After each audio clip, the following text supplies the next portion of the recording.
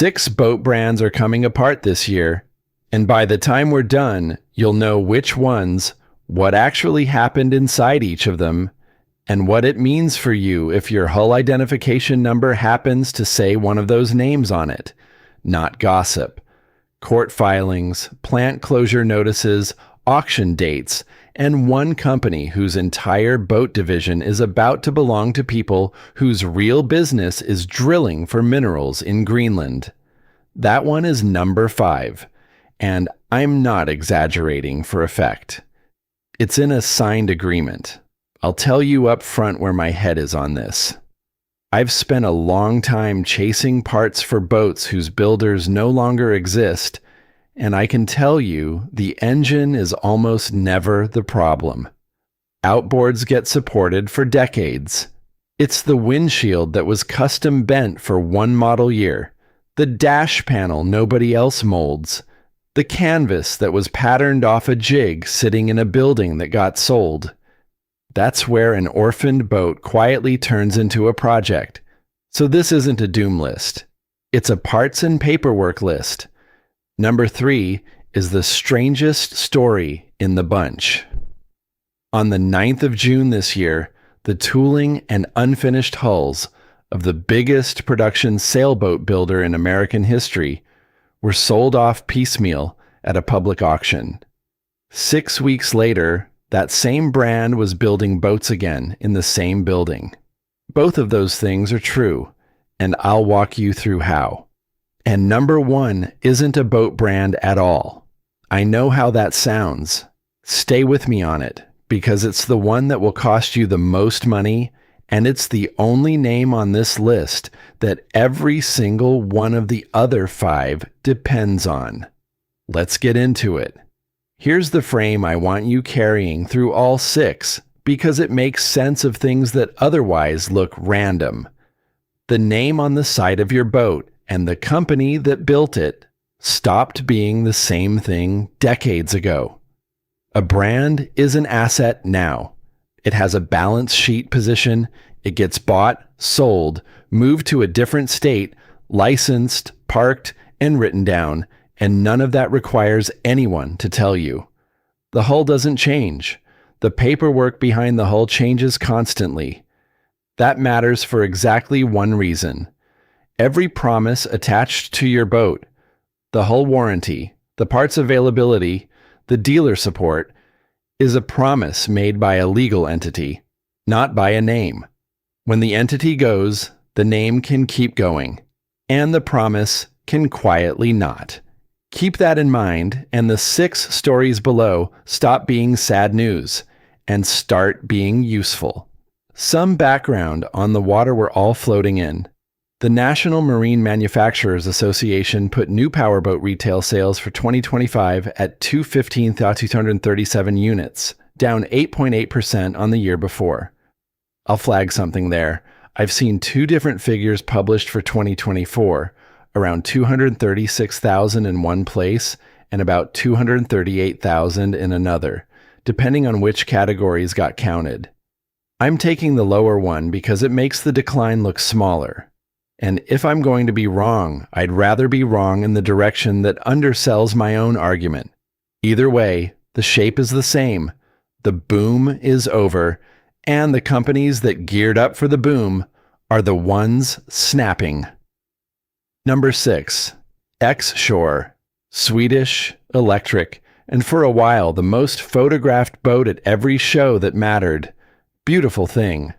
Battery hull, no exhaust, no oil changes, marketed hard at super yacht owners who wanted a silent tender.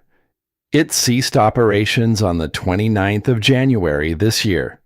In liquidation, a Norwegian investor picked up the production company and around 20 completed boats at auction, and has talked about relaunching an electric propulsion business without committing to a date. Here's what I take from it.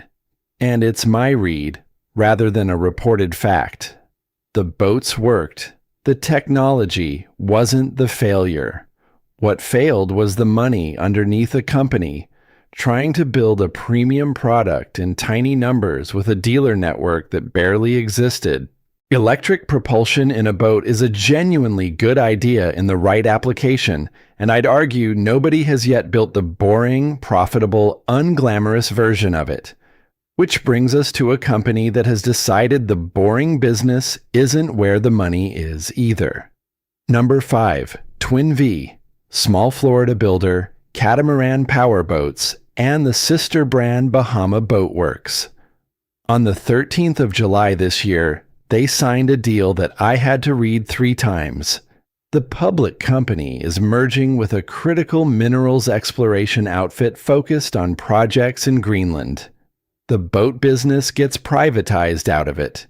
Shareholders get equity in the combined mining company plus rights to future distributions from the boat side through a trust. The stock is expected to move to a different exchange. The deal is supposed to close in this quarter. The boats keep getting built, and the company was clear that customers and suppliers shouldn't expect immediate changes. Fine, but read what actually happened. A boat builder concluded that the most valuable thing it owned was its stock market listing, and that a mineral prospect on the other side of the Atlantic was a better use of that listing than building boats. That's 140 words, and it deserves about that many. The next one deserves considerably more, because people paid deposits. Number 4, Kadey-Krogen Yachts and American Tugs with it. If you don't know the name, know this. These were long-range, full-displacement trawler yachts, the kind of boat you take across an ocean at 8 knots burning almost nothing. Built to a philosophy that valued seakeeping and efficiency over speed. Nearly 700 hulls since the late 70s. Serious boats owned by serious people. On the 6th of July, Kadey-Krogen filed a voluntary Chapter 7 petition in Delaware. So did its parent holding company. So did American Tugs, the Loch Honor, Washington builder of semi-displacement coastal cruisers that Kadey-Krogen had bought in 2023. Chapter 7 isn't restructuring. There's no plan, no reorganization, no emerging stronger. A trustee takes the assets and sells them to pay creditors, and the company ceases to exist. The filings tell the story better than any press release would have, and there was no press release. Gross revenue was about $14.9 million in 2024. It fell to roughly $10.1 million in 2025. For 2026, up to the day of filing, revenue stood at just under $404,000. Not a decline. A stop. Against that, the company listed total assets of about $2.26 million against liabilities of about $2.48 million, with no cash on hand and a 0 bank balance.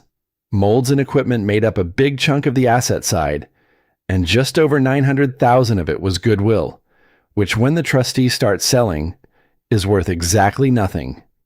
Now the part that should make you sit up. This is a build-to-order business. Boats get paid for in progress payments as they're built. Reporting at the time of the filing raised the question of undelivered orders and customer deposits.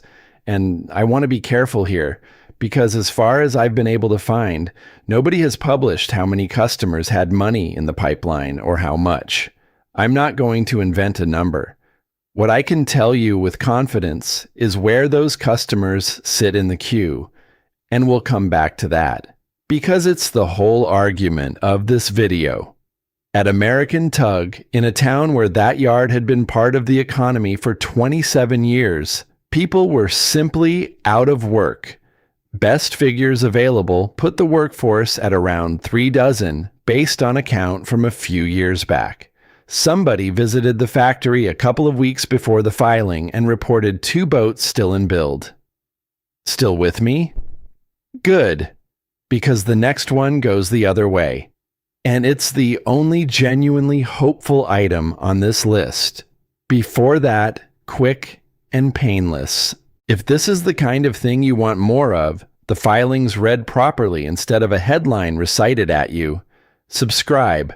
That's the whole ask. And keep an eye out for what happens at number 2, because a company that builds more boats than almost anyone on Earth has decided that building them in America isn't worth doing. Number 3, Catalina Yachts. More Americans have learned to sail on a Catalina than on anything else. Tens of thousands of hulls. The 22, the 27, the 30. Boats that were never fashionable and never pretended to be, built to a formula of space, simplicity, and a price a schoolteacher could reach. Sources disagree on whether the company started in 1969 or 1970, which tells you something about how long ago it was. In May 2025, Catalina and its sister brand True North were bought by a new owner. By October, production had stopped, described in a letter to customers as a responsible pause while financing was finalized. Within the same month, the new owner was evicted from the Largo, Florida plant for non-payment of rent, and the workforce was abruptly out of a job. It got worse from there. In February this year, a Florida court entered a $1 million default judgment tied to the failed asset purchase, with a finding of wage theft against the buyer's holding company. In May, the owners of the assets announced a total liquidation of the factory contents. And on the 9th of June, the tooling, the molds, and the unfinished hulls of America's biggest production sailboat builder were sold piecemeal at public auction. That's normally where a brand story ends. Molds are the crown jewels. Once a set of hull and deck molds is broken up across a dozen buyers, the boat can't be built again at any price. Except at the start of July, a Florida composites company announced it had acquired Catalina and True North and intended to restart manufacturing in Largo.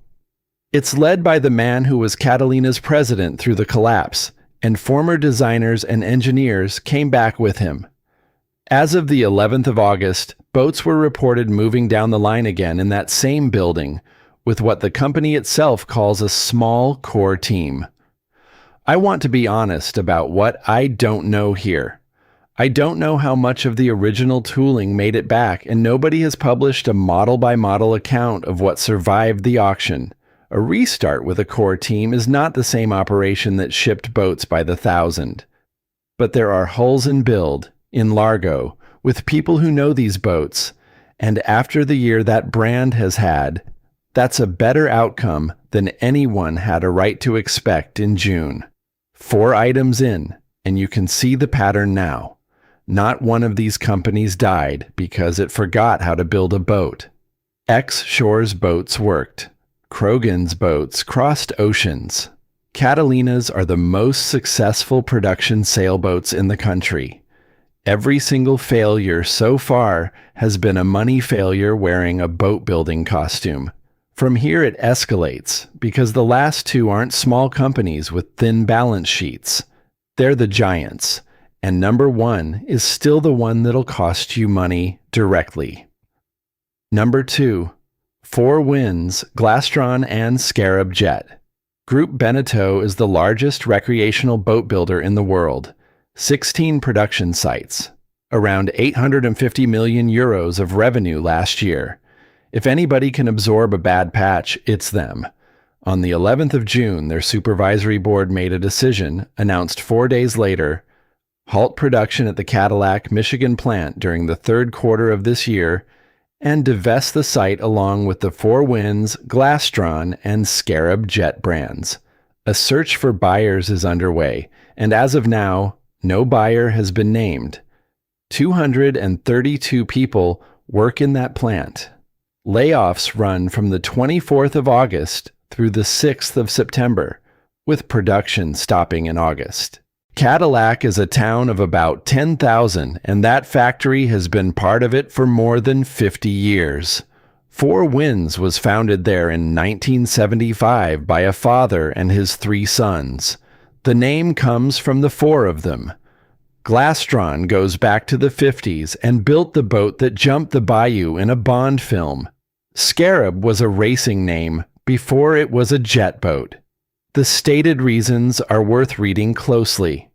Beneteau said the bow rider and jet boat segments have been in structural decline for years, that the American brands racked up roughly 30 million euros of cumulative operating losses across the last 2 fiscal years, and that those brands accounted for under 5% of group revenue. Then they attached the timing to a wider deterioration in market conditions following the closure of the Strait of Hormuz in March, and the caution it put into buyers. Here's my read, offered as a read. The geopolitics is real, and it's not the cause. A company doesn't lose 30 million euros over 2 years because of something that happened in March. It loses 30 million euros because the stern drive bow rider, the family runabout that defined American boating for 40 years, has been losing to pontoons and outboard center consoles for a decade, and Cadillac was built to make bow riders. The March event gave a rational decision a date. One line in their statement matters more to owners than everything else in it. After-sale service and spare parts supply will be maintained until the sale is finalized. Read that again and hold on to it, because we're about to take it apart. Number 1. West Marine. I told you it wasn't a builder. Here's why it's at the top anyway. Every brand on this list needs somewhere for its owners to buy an impeller, a zinc, a fuel filter, a hose clamp that won't rust, and a length of the right wire on a Saturday afternoon in July. Take the builder away and the boat survives on parts. Take the parts counter away, and every boat in the country gets harder to keep, including yours, whatever badge is on it. West Marine has been that counter since 1968. On the 17th of May this year, it filed for Chapter 11 in Delaware. The scale is the part people missed. The initial filing came with a list of 59 store closures across 23 states, with Florida hit hardest, followed by Michigan, California, and Washington. Then came a second wave of 32 more. That's 91 locations, roughly a quarter of the chain, with about 200 stores remaining across 34 states and Puerto Rico. The restructuring plan hands the company to its lenders. Term loan claims of around $251 million convert into all of the equity in the reorganized business, against total outstanding obligations of roughly $429 million. The agreement had the backing of every one of its first and last out lenders and more than 96% of its term lenders. In other words, the people who wrote the plan are the people who get the company, then a hitch. An asset auction was canceled in early July after no qualified bids came in. Nobody stepped up to buy it out from under the lenders, so the prearranged plan carries on, and management has said it expects to be out the other side by late this month, with the surviving stores remodeled to lean harder into professional and marine trade customers. And there's one clause in that plan I want you to remember for the next 3 minutes. General unsecured creditors, that's the general pool of people and small companies owed money who don't hold security, face what the filings describe as a death trap provision, meaning little to no recovery. Little to no recovery. Hold that phrase. Because here's the thing nobody selling you a boat will ever explain, and it's the reason I made this video. You've been told the boat comes with a warranty, limited lifetime hull structure, 10-year transferable, 5-year bow to stern. It's on the brochure, it's in the dealer's pitch, it's the line that closes the sale when you're wavering between 2 boats and one costs $4,000 more. Now find out what that promise actually is. It isn't a fund. Nobody sets money aside for it. It's a liability line on the balance sheet of one specific legal entity. And it's worth precisely what that entity is worth on the day you need it. Don't take my word for that. Take theirs. When one builder handed its dayboat brand to a big retailer a couple of years ago, The press release spelled out that the buyer would assume the brand's customer care, warranty liability, and administration. That's the industry saying it plainly in its own filing. Your warranty is a liability that gets traded between companies like tooling and a website domain. It moved because somebody agreed to take it. Nobody asked you. Now put that next to Beneteau's sentence. Parts and after sales maintained until the sale is finalized. That's not a promise to you. That's a promise with an expiry date attached to somebody else's transaction. If a buyer shows up for Cadillac, terrific.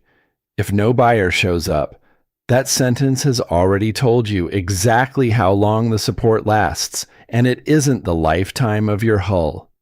And when a builder goes into liquidation rather than sale, you find out where you stand in the line. Secured lenders first, then priority claims, then everybody else. Warranty holders are everybody else. Customers with deposits on a boat that was never delivered are everybody else. The phrase in the filings, when it's spelled out, is little to no recovery. So run the arithmetic on yourself. You paid a premium, call it $3,000 to $5,000 on a mid-size boat, for the brand with the better warranty.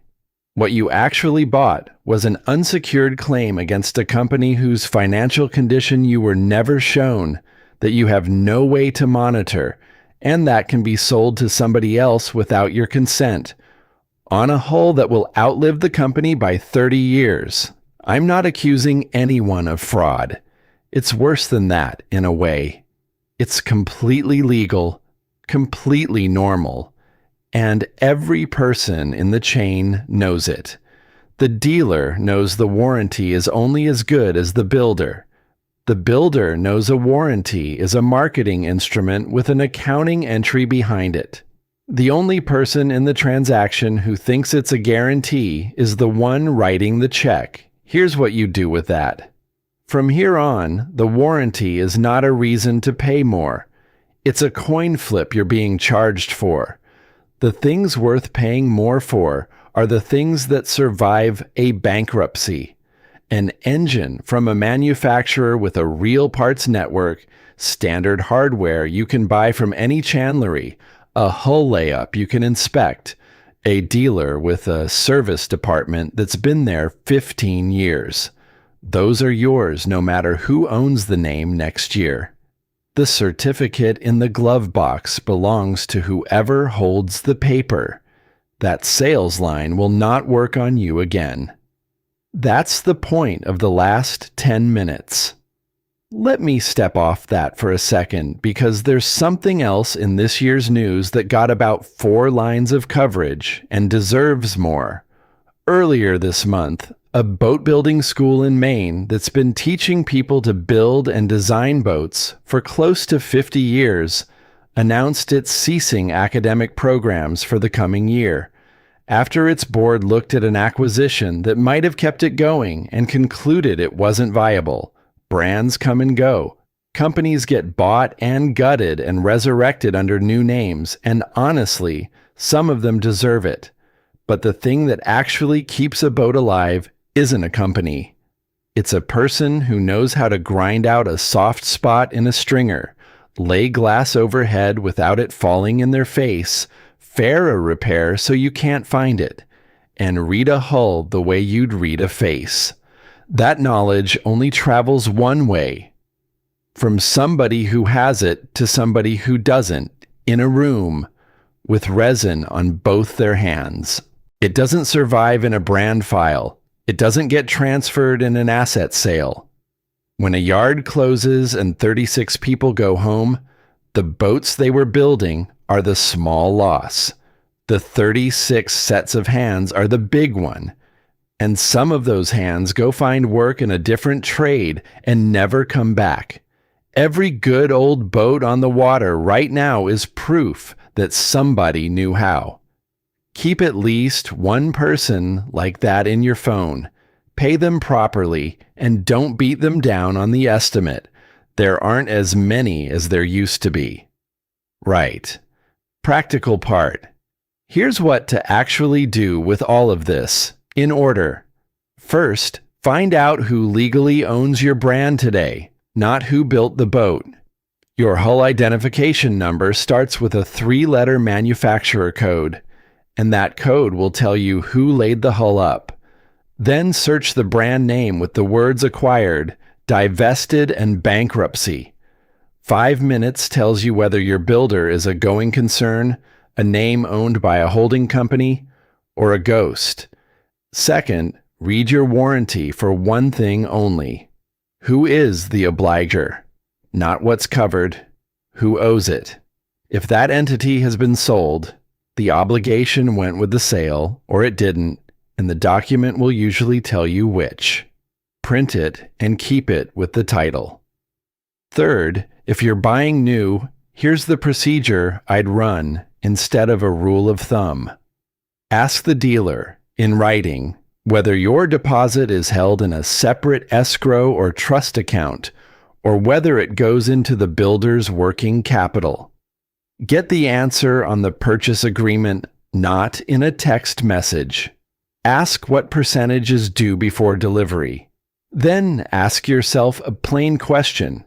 If this builder filed on the day before my delivery date, how much of my money is standing behind a bank in the queue? If the answer is more than you'd be willing to lose outright, restructure the payments or walk. That question costs nothing to ask, and how the salesperson reacts to it will tell you more than the answer does. Fourth, if your builder has already gone, stock up now on the things that die with a company, while old dealer inventory still exists. Windshield glass, because it was custom bent for your model, and nobody will ever bend another. Molded plastic and fiberglass trim, dash panels, hatch surrounds, seat bases, upholstery patterns and canvas. Get a canvas shop to pattern your existing set before it rots, and keep the patterns. Any proprietary electronics that talk to a network only your builder used. What you do not need to panic about: the engine, the drive, the steering, the fuel system, the pumps, the through hulls, the wiring, the trailer. Those are industry standard parts with industry standard sources, and they'll be available for decades. A dead brand does not make a dead boat. It makes a boat with a shorter list of unobtainable pieces, and now you know which pieces. Fifth, resale. Yes, an orphaned brand takes a hit. It's smaller than people fear, and it's temporary. And it lands hardest on late model boats where buyers expected warranty coverage. A 20-year-old hull from a builder that closed in 2009 doesn't lose value for that reason anymore, because everybody long ago worked out how to keep it running. Here's the moment I want for you. You're at a boat show in January, standing in front of 2 boats, and the guy in the polo shirt leans on the transferable lifetime warranty as the reason his is worth the extra money. And you ask him who the obliger is and where the deposit sits. Watch his face. You'll have your answer about the boat, the dealer, and the builder in about 4 seconds, and you'll have it before you've signed anything. Now, the comments. This one I actually want. If you've owned a boat whose builder went under, tell me what happened next. What broke? What you couldn't get? What you paid for the part you did find? And what the dealer said when you called? I want the specifics. The ugly ones. Glee. There are people watching this right now who own a Four Winds or a Glastron and are wondering how worried to be. And the honest answer to that question isn't going to come from me. It's going to come from somebody in the replies who has already lived it with a different badge on the transom. And if you think I've been unfair to the builders, if you work in this industry and you reckon I've painted a legitimate business decision as something shabbier, come and say so. Bring the detail. I'll read it properly, and I read a lot more of these than I ever managed to reply to. If this was useful, Subscribing is how you get the rest. Because there's a thread here I deliberately didn't pull, and it's been bothering me for months. Floor plan financing, the way dealers borrow against unsold inventory sitting in their yard, and what happens to the boats and the deposits when the dealer is the one who goes down rather than the builder. That's a whole different set of court documents, and I'm still working through them. 6 brands. One of them liquidated, one absorbed into a mining company, one auctioned off and rebuilt, 3 big American names put up for sale by a French giant and a parts chain handed to its lenders. Not one of them failed because someone forgot how to build a boat. Look after the hull. Keep the paperwork. And be a little harder to sell to than you were this morning.